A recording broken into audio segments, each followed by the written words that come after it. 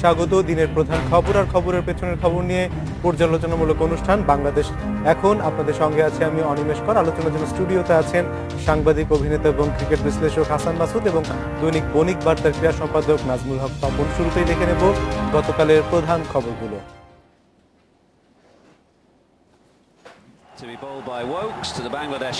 ইংল্যান্ডকে 15 রানে হারিয়ে বিশ্বকাপের নকআউট পর্ব নিশ্চিত করেছে বাংলাদেশ। 276 রানের টার্গেটে ব্যাট করতে নেমে 9 বল বাকি থাকতে 260 রানে অল আউট হয় ইংল্যান্ড। 103 রানের অনবদ্য ইনিংসের জন্য ম্যাচ সেরা হয়েছেন মাহমুদুল্লাহ রিয়াদ।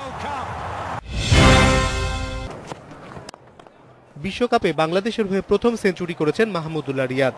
তার ব্যাটেই বাংলাদেশ পায় ইংল্যান্ডের বিপক্ষে লড়াই করার মতো পুঁজি। তার 138 বলে 103 রানের ইনিংসে ছিল 7টি 4 ও 2টি ওভার বাউন্ডারি। এই ইনিংসই তাকে এনে দিয়েছে ম্যাচ সেরার পুরস্কার। বাংলাদেশের কোয়ার্টার ফাইনাল নিশ্চিত হওয়ার পরপর সারা দেশে শুরু হয় বাঁধ ভাঙা উল্লাস। আজ সারা দেশে বিজয় মিছিল করতে দেশবাসীর প্রতি আহ্বান জানিয়েছেন প্রধানমন্ত্রী শেখ হাসিনা। বিএনপির পক্ষ থেকেও আনন্দ মিছিলের ঘোষণা দেওয়া হয়েছে। এজন্য ভোর 6টা থেকে সন্ধ্যা 6টা পর্যন্ত হরতাল কর্মসূচি শিথিল করা হয়েছে। লিবিয়ায় একটি তেল ক্ষেত্র থেকে বাংলাদেশের এক নাগরিক সহ 9 জনকে অপহরণ করেছে ইসলামিক স্টেট আইএসের জঙ্গিরা। অপহৃত বাংলাদেশির নাম হেলাল উদ্দিন। তার বাড়ি জামালপুরে বলে জানিয়েছে পররাষ্ট্র মন্ত্রণালয়। আমাদের মিশনকে খোঁজ নিতে বলে বিষয়, এবং আমরা আজকে জেনেছি যে সেখানে একজন বাঙালি আছেন, যে 8 জনকে নিয়ে যাওয়া হয়েছে। জালাল উদ্দিন নামের একজন বাঙালি রয়েছেন, যার বাড়ি ঢাকার বাংলাদেশের জামালপুরে জেলাতে। তার পরিবারকেও জানানো হয়েছে, এবং আমরা আমাদের মিশনকে নির্দেশনা দিয়েছি সে ওয়েল কোম্পানির ম্যানেজমেন্ট যারা আছে এবং সরকারকে, আইন শৃঙ্খলা বাহিনীকে, পুলিশ বাহিনীকে লিবিয়ার তাকে তার হোয়ারঅ্যাবাউটস খুঁজে বের করতে সহায়তা করার জন্য আমরা সর্বাত্মক চেষ্টা চালিয়ে যাচ্ছি তাকে লোকেট করার জন্য। মানবতা বিরোধী অপরাধে ফাঁসির দণ্ডপ্রাপ্ত জামায়াত নেতা কামরুজ্জামানের রায় পুনর্বিবেচনার আবেদনের শুনানি হবে 1 এপ্রিল। প্রধান বিচারপতি এস.কে সিনহা নেতৃত্বে আপিল বিভাগের 4 সদস্যের বেঞ্চ এ আদেশ দেয়। তারা যে প্রার্থনা করেছে যে তাদের সিনিয়র আইনজীবী খন্দকার মাহবুব হোসেন ইলেকশন করছেন, এই সমস্ত জিনিস বিবেচনা করে আদালত এই মামলার শুনানি আগামী 1 এপ্রিল পর্যন্ত মুলতবি করেছেন, এবং আমি প্রার্থনা করেছি যে 1 এপ্রিলে যাতে এটা কার্যতালিকায় একদম শীর্ষে থাকে, যাতে মামলাটার শুনানি শুরু করা যায়। সেই দিন উভয় পক্ষকে শুনানির জন্য আসতে বলেছেন। আমরা বিষয়টি এখন শুনানির জন্য প্রস্তুতি নিব এবং নির্ধারিত দিনে আমরা আদালতে হাজির হব। অনিমেষ কর, ইন্ডিপেন্ডেন্ট নিউজ। আমরা দেখছিলাম দিনের প্রধান খবরগুলো। এবার এক নজরে দেখে নেব আজকে দৈনিক পত্রিকায় যে খবরগুলি আছে। দ্য ইন্ডিপেন্ডেন্ট শিরোনাম করেছে Tigers knock the English out to reach quarters, ruthless Rubel. ভোরের কাগজ বাংলাদেশের প্রথম মাইল ফলক, রুবেলি জয়ের নায়ক। অভিনন্দন জানিয়েছেন রাষ্ট্রপতি এবং প্রধানমন্ত্রী। যে আনন্দ ছড়িয়ে গেল সবখানে, বিশ্বকাপে প্রথম সেঞ্চুরি মাহমুদুল্লাহর। আমাদের সময় গর্জে উঠল বাংলাদেশ, ইতিহাস মাহমুদুল্লাহর, অনন্য কীর্তি রুবেলের। মানবজমিন শিরোনাম করেছে বিস্ময়কর জয়, আলোকিত বাংলাদেশ, বিশ্ব শুনল বাঘের গর্জন। ভোরের পাতা টাইগারদের ইংরেজ বধ।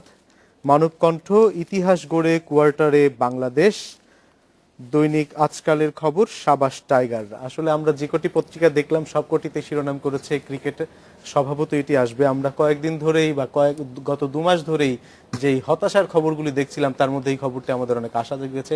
হাসান মাসুদ, আপনার কাছে শুরুতেই জানতে চাই আজকের খেলাটি নিয়ে আপনি কেমন দেখলেন এবং এই বিজয়কে আপনি কিভাবে এক বাক্যে যদি বলতে চান। বিজয়টা তো অবশ্যই অবশ্যই, মানে এরকম একটা বিজয় আমাদের প্রত্যাশিত ছিল। আর আমি প্রথম থেকেই হোপফুল ছিলাম যে আজকের ম্যাচে বাংলাদেশ জিতবে, এবং আজকের ম্যাচটাকে যদি আমরা 2 ভাগে ভাগ করি, অর্থাৎ প্রথম ইনিংস এবং দ্বিতীয় ইনিংস। প্রথমে বাংলাদেশ ব্যাট করে, এবং এটা টসে হেরে ব্যাট করলেও আমি বলবো যে ইট ওয়াজ এ ব্লেসিং ইন ডিসগাইজ। কারণ বাংলাদেশের অধিনায়ক টসের পরেই বলেছেন যে আমি টসে জিতলে আমি ব্যাটিংয়েই নিতাম। সো যেটা সমস্যা হয়েছে যে আমাদের প্রথম 2 জন ব্যাটসম্যান খুব দ্রুত আউট হয়ে যাওয়ার পর বাংলাদেশ একটু নড়বড়ে অবস্থানে চলে যায়। তারপরে 3 জন ব্যাটসম্যান সৌম্য সরকার, মাহমুদুল্লাহ এবং মুশফিকুর রহিম, এই তিনজন ব্যাটসম্যান দুটো পার্টনারশিপ করেছেন, একটা সৌম্য সরকার এবং মাহমুদুল্লাহ রিয়াদ 86 রানের তৃতীয় উইকেটে, আর একটা মুশফিকুর রহিম এবং মাহমুদুল্লাহ রিয়াদ পঞ্চম উইকেটে, যেটা ছিল 141 রানের। এই দুটো ইনিংসই বাংলাদেশকে আসলে 275 রানের মতো একটা স্কোরে নিয়ে যেতে সহায়তা করে। আর দ্বিতীয় পর্বে যদি আসেন তাহলে আমি বলবো যে আজকের performer of the day overall ছিল রুবেল হোসেন। তিনি ম্যাচের 27তম ওভারে এবং 49তম ওভারে দুটি করে উইকেট নিয়েই আসলে ম্যাচটা বাংলাদেশের পক্ষে নিয়ে এসছেন। বিশেষ করে 48তম ওভারের একটা বলে যখন তামিম ইকবাল একটি ক্যাচ ফেলে দিলেন, হ্যাঁ ওটাকে কি বলবো, মানে মিড অফের দিকে একটা ক্যাচ, একদম ললি ক্যাচ ফেলে দিলেন, তখন কিন্তু একদমই মানে বাংলাদেশ হতাশায় ডুবে গিয়েছিল। সবাই হতাশার মধ্যে শেষ 2 ওভারে মাত্র 16 রান দরকার ছিল 12 বলে। সেই সময় রুবেল এসে মানে 1 ওভারে 2টো বোল্ড আউট করে একদম মানে ম্যাচটাকে পুরোপুরি বাংলাদেশের ইসে নিয়ে আসে। তো কৃতিত্বটা আমি এইভাবে যদি আমরা বিশ্লেষণ করি, প্রথম ইনিংসে 3জন ব্যাটসম্যানের উপর যায়, আর দ্বিতীয় ইনিংসে শুধু একজন বোলারের উপরে যায়, রুবেলের উপর। এবং ওভারঅলি আপনি যদি ভাবেন তাহলে ম্যাচের টার্নিং পয়েন্ট হচ্ছে রুবেলের বোলিং। তপন ভাই। আমি হাসান মাসুদ ভাইয়ের সাথে পুরোপুরি একমত, কিন্তু এর সঙ্গে একটু যোগ করব, সেটা হচ্ছে ইয়ার পারফরমেন্স, মাশরাফির ক্যাপ্টেন্সি। এবং মাশরাফিকে খেয়াল করবেন যে সেকেন্ড উইকেট পার্টনারশিপটা ওরা দাঁড় করিয়ে ফেললো। সে সেকেন্ড উইকেট পার্টনারশিপ মাশরাফি ওই সময় কিন্তু 93 রান ছিল স্কোরবোর্ডে, 93-1, আর 275 রান কিন্তু খুব বড় রান না। এবারের বিশ্বকাপের দিকে যদি আমরা তাকাই, 275 এর সময় আমরা আসলে অনেকেই ভাবছিলাম যে কি হয় না 93-1, তো এই জায়গাটায় মাশরাফি জুড়িটা ভাঙলেন। আচ্ছা, এরপরে আমি আবারও দেখবো যে ওরা যখন এরকম একটা মুহূর্তে যখন বেল এবং তার পরবর্তীতে রুট এটা রুট কিন্তু এই মুহূর্তে ইংল্যান্ডের সেরা ব্যাটসম্যান। মাশরাফি কিন্তু আবার বল হাতে নিয়ে আবার রুটের উইকেটটা তুলে নিলেন। এবং তারপর শেষ দিকে মাশরাফি যেভাবে পুরো দলকে যে বোলিং চেঞ্জটা দারুণভাবে বোলিং চেঞ্জ, সাকিব যে ওভারটা আসলেন এবার সাকিব 5 রান দিলেন একদম শেষ দিকে। তারপরে এতে অঙ্কের মতো হিসাব করতে হয়েছে, তাকে প্রতিটা অঙ্ক কষে কষে হিসাব করতে হয়েছে। রুবেল হাতে আরাফাত সানি আবার অনেকগুলো রানও হ্যাঁ দিয়ে না, আপনি যে বারবার ঘুরিয়ে ফিরে যেভাবে চাপে রাখছিলেন অবভিয়াস যে মাশরাফির বডি ল্যাঙ্গুয়েজ আজকে এতে মাশরাফি মানে হি লেড ফ্রম দি ফ্রন্ট ভাঙা পুরোপুরি সুস্থ মনে হচ্ছিল না। কিন্তু এই যে 49তম ওভারের মধ্যে রুবেলকে বল তুলে দিলেন, তারা দেখেন সাকিবকে বল দিলেন, সবাই কিন্তু চেষ্টাটা করছিলেন। তো এই জায়গাটায় সামান্য একটু ভুল কিন্তু ম্যাচটাকে বের করে নিয়ে আসতে পারতো। এবং এতে এই মাশরাফি প্রথম থেকে, এবার বাংলাদেশে আমি একটু পিছনে যাই, বাংলাদেশে যখন মাশরাফির দল দেশ ছাড়লেন, তো মাশরাফি বলছিলেন যে 2007 সালকেও ছাড়িয়ে যাওয়া সম্ভব। এই বিশ্বকাপের পারফরমেন্স আমাদের এখন পর্যন্ত সেরা পারফরমেন্স কোনটা? 2007 সাল, যেবার আমরা সেরা 8-এ খেলেছিলাম।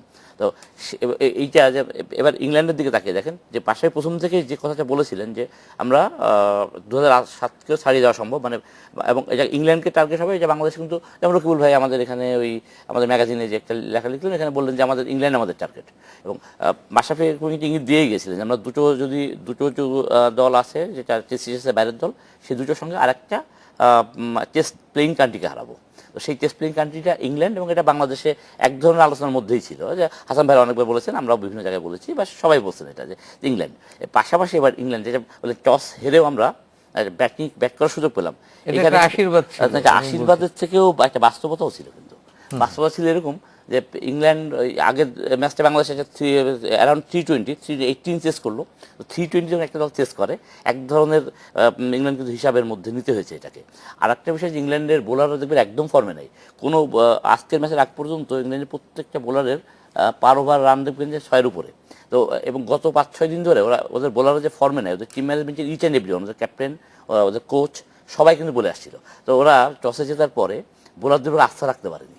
এটা শুধু আমরা যে এবং বাংলাদেশের যে বড় চেষ্টা করলো আগের ম্যাচে স্কটল্যান্ডকে হারালো, সেই চেষ্টাও একটা ভয় ধরে দিয়েছে ওদের। এবং ইংল্যান্ডের পারফরম্যান্স এবার শুরু থেকেই খারাপ। তারপর জেমস অ্যান্ডারসন কিন্তু প্রথমে ভালোই শুরু করেছিল। আমরা আবার এই আলোচনা আসবো ছোট্ট একটি বিরতির পর। যাচ্ছি 30 সেকেন্ডের একটি বিরতিতে, ফিরছি তারপর।